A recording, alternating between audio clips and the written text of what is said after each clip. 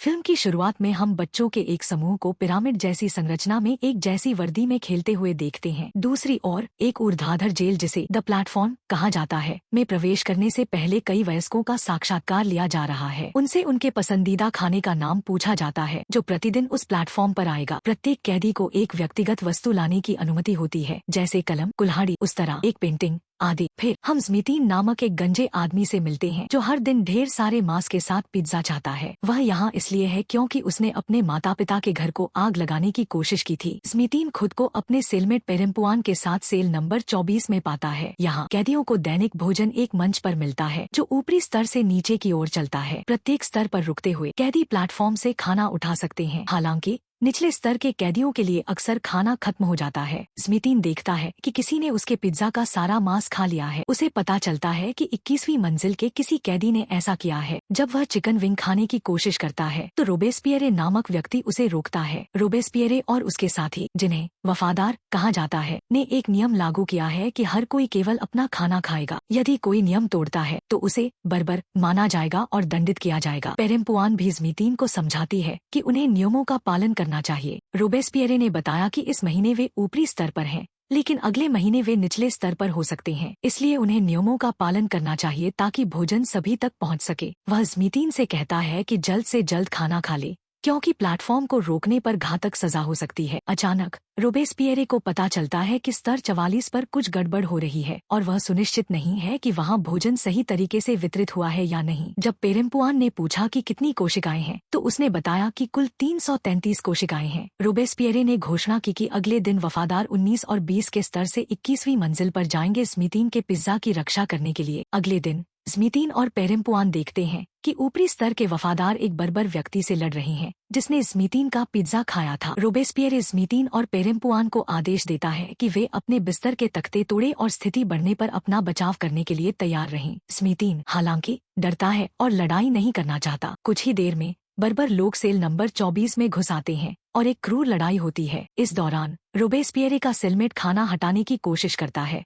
लेकिन सफल नहीं हो पाता। सजा के तौर पर उनके कमरे में आग लग जाती है और वह महिला मंच पर जलकर मर जाती है। पेरेम्पुआन उसकी मदद करने की कोशिश करता है जबकि स्मितीन स्तब्ध खड़ा रहता है। रोबेस्पियरे अंततः बर्बरों को हराने में सफल होता है, लेकिन फिर भी वह जल्दी से प्लेटफॉर्म से खाना हटा देता है ताकि ठंड से बच सके। इसके बाद वह पेरेम्पुआन और स्मितीन को एक गुरु के बारे में बताता है जिसने इन नियमों को बनाया। उस गुरु ने दूसरों को खिलाने के लिए अपनी जांघों का मांस काट कर 1 महीना बिना खाए बिताया। वे लोग अभिषिक्त जन कहलाए और अब भोजन वितरण के नियम को बनाए रखने का काम करते हैं। स्मितीन को इस कहानी पर यकीन नहीं होता और वह सुझाव देता है कि भूखे लोगों को जली हुई महिला का मांस खिलाया जाए। इसके बाद वह तुरंत आदेश देता है कि सभी कैदी अपने स्तर से भोजन हटा दें क्योंकि कोशिका की ठंड बढ़ती जा रही है। रोबेस्पियरे उसे बताता है कि वह बर्बर लोगों को अभिषिक्त लोगों के पास ले जाएगा जो नियमों के रखवाले हैं। वह महिला के शरीर को गड्ढे में फेंक देता है। अगले दिन प्लेटफॉर्म 24वें स्तर पर बिल्कुल सही स्थिति में पहुंचता है और हर कोई अपने अपने हिस्से का भोजन ग्रहण करता है। लेकिन इसी दौरान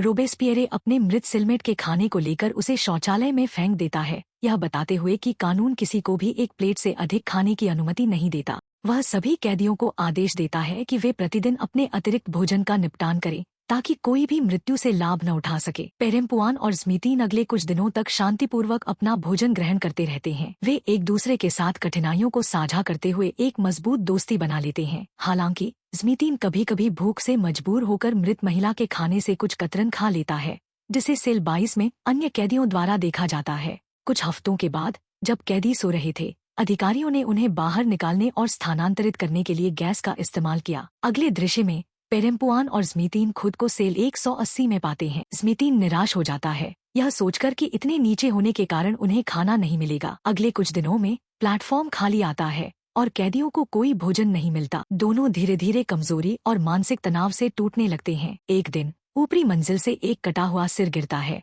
जिससे कैदियों को थोड़ी राहत मिलती है कि ऊपरी नियम तोड़ने वालों को दंड मिला है। स्मितीन की हालत बिगड़ती जाती है, वह खून की खांसी से जूझता है। पेरेम्पुआन उसकी देखभाल करने की पूरी कोशिश करती है। एक शाम स्मितीन खुद को कंबल में लपेटकर सेल के किनारे पर खड़ा हो जाता है। पेरेम्पुआन के पूछने पर वह बताता है कि उसने कई बुरे काम किए हैं और अब इस दर्द को और सहन नहीं कर सकता। वह खुद को आग लगाकर गड्ढे में कूद जाता है जहां अन्य कैदी मनोरंजन के लिए यह दृश्य देखते हैं। पेरेम्पुआन अगले दिन सेल 51 में जागती है जहाँ उसकी मुलाकात एक नए साथी से होती है जिसका बायां हाथ पहले ही कट चुका है। यह सोचकर कि वह नया है, पेरेम्पुआन उसे नियम समझाती है और चेतावनी देती है कि दूसरे लोगों का खाना न खाए। कुछ समय बाद स्तर 54 पर हंगामा मच जाता है, जहां कैदियों ने एक बर्बर को पकड़ा है जिसने अपने नए सेलमेट पर हमला किया था। यह पता चलता है कि वह बर्बर पिछले महीने स्तर 2 पर था और उल्टी होने तक खाता रहता था। अब उसे निचले स्तर पर भेज दिया गया है, जहां उसने अपने साथी पर हमला किया। जब पेरेम्पुआन को इस बारे में पता चलता है तो वह तुरंत हस्तक्षेप करने की पेशकश करती है, लेकिन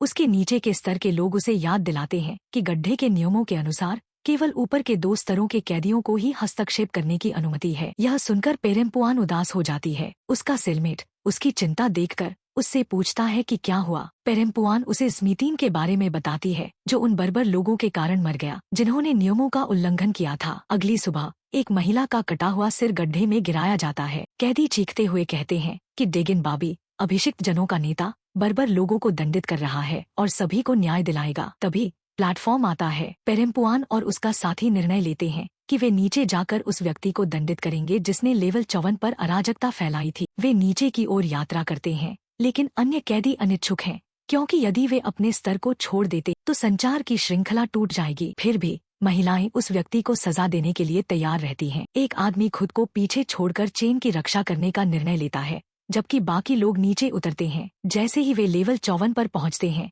उन्हें बर्बर व्यक्ति का सामना करना पड़ता है, जो नुकीली वस्तु से लैस होता है और जो भी उसके पास आता है उस पर हमला कर देता है। सभी कैदी एक साथ उस पर टूट पड़ते हैं, लेकिन वह मजबूत और तेज है और कुछ कैदियों को मारने में सफल हो जाता है। एक गहन संघर्ष के बाद पेरेम्पुआन और उसका साथी उसे हरा देते हैं। बर्बर व्यक्ति अंततः नीचे गिर जाता है, लेकिन फिर भी दया की भीख मांगने लगता है, दावा करते हुए कि उसने केवल भूख मिटाने के लिए अधिक भोजन खाया। पेरेम्पुआन थोड़ी देर के लिए रुकती है, लेकिन अंततः उसे जाने देती है। वह और उसका साथी नीचे की ओर और गहराई में जाने का फैसला करते हैं। नीचे की यात्रा के दौरान पेरेम्पुआन का सेलमेट उसे अपने अतीत के बारे में बताता है। वह कहती है कि 6 महीने पहले जब वह गड्ढे में आई थी, उसके सेलमेट केकासे ने उसे कानूनों का पालन करना सिखाया। एक दिन उन्होंने एक कमजोर लड़के को देखा और उसे कुछ भोजन दिया। जब डेगिन बाबी को यह पता चला तो उसने सजा के रूप में उसका एक हाथ काट दिया, लेकिन जब केकासे की बारी आई तो उसने विरोध किया और डेगिन बाबी ने उसे मंच से बांधकर नीचे भेज दिया,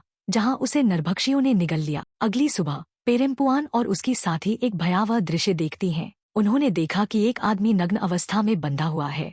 उनकी साथी उसे चेतावनी देती है कि डेगिन के आने से पहले उन्हें भाग जाना चाहिए, लेकिन वे रुक जाती हैं, क्योंकि थोड़ी ही देर में डेगिन बाबी अपनी आंखों पर पट्टी बांधे एक मसीहा की तरह प्रकट होता है। वह उन दोनों महिलाओं को और अन्य कैदियों को पकड़ लेता है जिन्होंने पिछले दिन बर्बर के खिलाफ लड़ाई लड़ी थी। डेगिन ने उन्हें नियम तोड़ने का दोषी ठहराया, क्योंकि केवल 2 स्तर ऊपर के कैदियों को ही बर्बर पर हमला करने की अनुमति है। फिर वह घोषणा करता है कि सजा के तौर पर सभी के हाथ काट दिए जाएंगे, लेकिन क्योंकि महिला का एक हाथ पहले ही काटा जा चुका था, इसलिए उसे नग्न अवस्था में बांधकर गड्ढे के नीचे भेजने का आदेश दिया जाता है। डेगिन के आदेश पर उसके गुर्गे कैदियों पर हमला करना शुरू कर देते हैं और उनके हाथ काट देते हैं। चीख पुकार मच जाती है, लेकिन किसी की मदद नहीं पहुंचती। दुर्भाग्य से पेरेम्पुआन की सहपाठी को भी वही यातना झेलनी पड़ती है और जल्द ही उसकी मृत्यु हो जाती है। अगले दिन पेरेम्पुआन खुद को कटे हुए हाथ के साथ 72वें स्तर पर पाती है। उसकी मुलाकात त्रिमागासी नाम के एक बूढ़े व्यक्ति से होती है, जो उसका नया सेलमेट है। पेरेम्पुआन उससे अन्य कैदियों से बात न करने के लिए कहती है। वह जवाब देता है कि वह किसी से बात नहीं करता, क्योंकि इससे वह थक जाता है। पेरेम्पुआन उससे पूछती है कि उसने कौन सी वस्तु चुनी है, तो वह उसे एक चाकू दिखाता है जिसे वह ब्रेड स्लाइस काटने के लिए इस्तेमाल करता है। पेरेम्पुआन को अचानक याद आता है कि उसकी पूर्व साथी ने उससे ड्राउंड डॉग नाम की किसी चीज को खोजने की बात कही थी। जब प्लेटफॉर्म आता है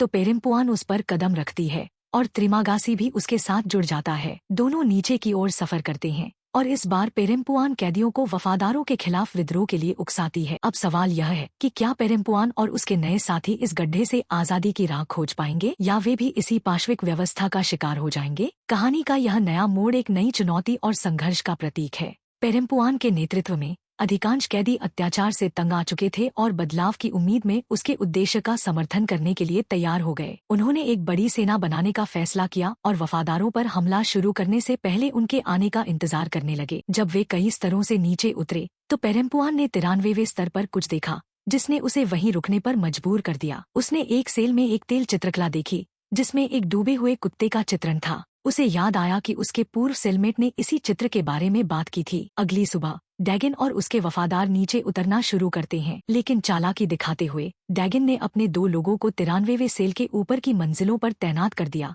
ताकि हर बार जब प्लेटफॉर्म आता वे विद्रोहियों का सारा खाना हटा दें। इस योजना का उद्देश्य यह था कि विद्रोही महीने के बाकी दिनों तक भूखे रहें। इसके बाद डैगन और उसके एक साथी ने 92वें सेल में विद्रोहियों को आत्मसमर्पण करने का प्रस्ताव दिया, वादा करते हुए कि उनकी जान बख्श दी जाएगी। कुछ बूढ़े कैदी डर से आत्मसमर्पण करने को तैयार हो गए, लेकिन अधिकांश ने वापस अत्याचार सहने से इनकार कर दिया। त्रिमागासी का मजाक और विद्रोह की आग। त्रिमागासी ने मजाक में सुझाव दिया कि उन्हें नीचे जाकर वफादारों को ही खा लेना चाहिए। यह विचार सुनकर सभी हंसने लगे और इसने विद्रोहियों के जोश को और बढ़ा दिया। इसके बाद विद्रोही विभिन्न स्तरों पर उतरते गए। पेरेम्पुआन के खाने से इनकार करने के बावजूद बाकी कैदी वफादारों को खाकर जीवित रहने में सफल रहे। जब डैगन ने देखा कि विद्रोही उसके ही लोगों को खा रहे हैं, तो वह और उसके वफादार 105वीं मंजिल पर उनका सामना करने के लिए नीचे उतर गए। 105वें स्तर पर दोनों गुटों के बीच खूनी लड़ाई शुरू हो जाती है, लेकिन जैसे जैसे भूख बढ़ती गई कैदी अपने ही साथियों को मारने लगे,